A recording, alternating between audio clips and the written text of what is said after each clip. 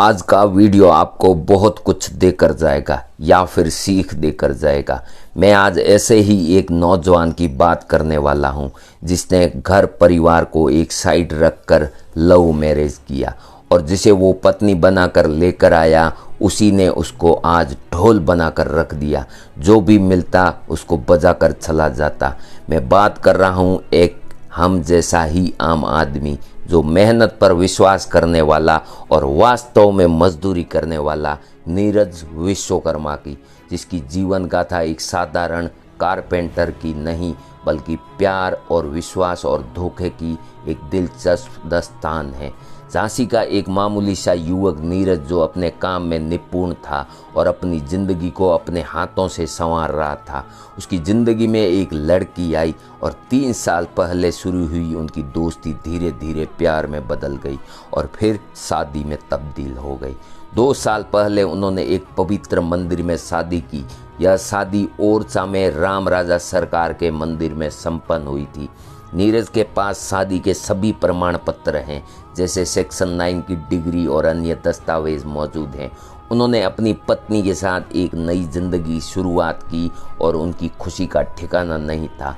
बहुत छोटे मोटे सपने देखे नीरज ने। वो खुद सुथारी का काम करता था और उसने सोचा मैं बहुत मेहनत करके काम करूंगा और कुछ पैसे कमाकर पत्नी को भी पढ़ाऊंगा और कुछ कराऊंगा भी। आगे जाकर हम दोनों की ज़िंदगी संवर जाएगी। और नीरज की पत्नी भी पढ़ाई जारी रखना चाहती थी और नीरज ने भी साथ दिया और मेहनत पूरी लगन से की। लेकिन किस्मत ने उनके साथ कुछ और भी योजना बनाई थी। उनकी योजना बहुत ही अच्छी नहीं, खतरनाक वाली थी। उनकी पत्नी का लेखपाल पद पर चयन हो गया। जनवरी में जब चयन की सूचना मिली तो नीरज ने सोचा कि उनकी ज़िंदगी में खुशियों की बहार आने वाली है अब। लेकिन उन्हें यह नहीं पता था कि यह खुशखबरी उनके जीवन को पूरी तरह से बदल देगी। जैसे ही उसकी पत्नी को नियुक्ति पत्र मिला उसके व्यवहार में बदलाव आना शुरू हो गया। नीरज को यह महसूस होने लगा कि कुछ ठीक नहीं है। जल्द ही उसकी पत्नी ने ये रिश्ता तोड़ दिया और नीरज से अलग हो गई। नीरज का दावा है कि यह सब उसके ससुराल वालों के दबाव में हुआ। उसके माता पिता ने उसे अपने फायदे के लिए यह कदम उठाने को मजबूर किया। नीरज ने अपनी पत्नी को वापस पाने के लिए कोर्ट कचहरी और थाने के चक्कर काटने शुरू कर दिए। उसने अपनी पत्नी के खिलाफ सेक्शन 9 का भी मुकदमा दायर किया, लेकिन उसकी पत्नी अदालत में पेश नहीं हो रही है। नीरज का कहना है कि उसने अपनी पत्नी को सच में प्यार किया था और उसका यह दावा है कि उनकी शादी नहीं हुई है। पूरी तरह से ये झूठ है। बुधवार को जब लेखपालों को नियुक्ति पत्र मिलने की जानकारी मिली तो नीरज अपनी शिकायत लेकर अधिकारियों के पास पहुंच गया।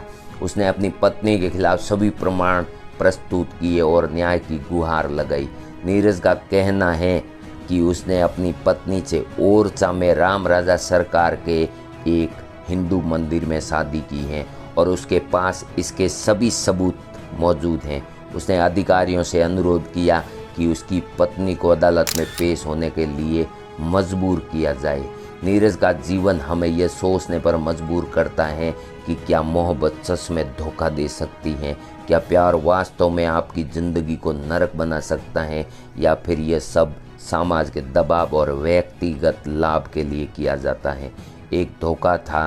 नीरज ने अपनी पत्नी के लिए सब कुछ किया, उसके सपनों को पूरा करने के लिए कर्ज भी लिया, उसकी पढ़ाई में मदद भी की और जब वो सफल हुई तो उसे छोड़ दिया गया।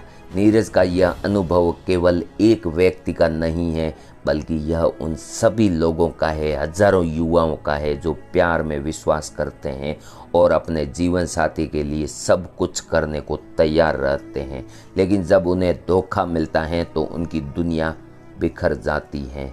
यह अनुभव हमें यह सिखाता है कि प्यार और विश्वास की डोर को हमेशा मजबूती से पकड़े रहना चाहिए, लेकिन साथ ही हमें यह भी सिखाता है कि हमें अपनी खुद की पहचान और आत्मसम्मान को भी बनाए रखना चाहिए, वो भी खुद से। नीरज का संघर्ष और उसकी जिद हमें यह सिखाती हैं कि हमें कभी हार नहीं माननी चाहिए। चाहे परिस्थितियाँ कितनी भी कठिन न क्यों न हो, नीरज का ये सफ़र कभी ख़त्म नहीं हुआ है और आज भी नहीं हुआ है। वो अपने हक के लिए लड़ रहे हैं और अपने प्यार को वापस पाने की उम्मीद में आज भी।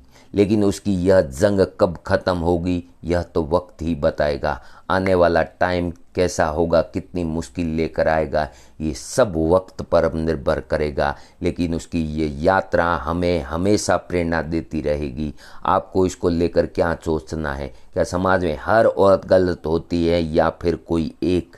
क्या दुनिया में हर पति को अपनी बीवी को पढ़ाना चाहिए जो वास्तव में उस उम्र में हो और पढ़ाई से नाता हो, या फिर पढ़ाई के साथ साथ अपना खुद का एक अलग स्टेटस बना कर रखना चाहिए जो वक्त के साथ खुद की हिम्मत बन सके? मुझे कमेंट करके ज़रूर बताएं आपकी राय, और लाइक करके इस चैनल को सब्सक्राइब ज़रूर करें। मैं ऐसे ही किस्से हमेशा लाता रहूँगा और आपको मोटिवेट करता रहूँगा। बहुत बहुत धन्यवाद।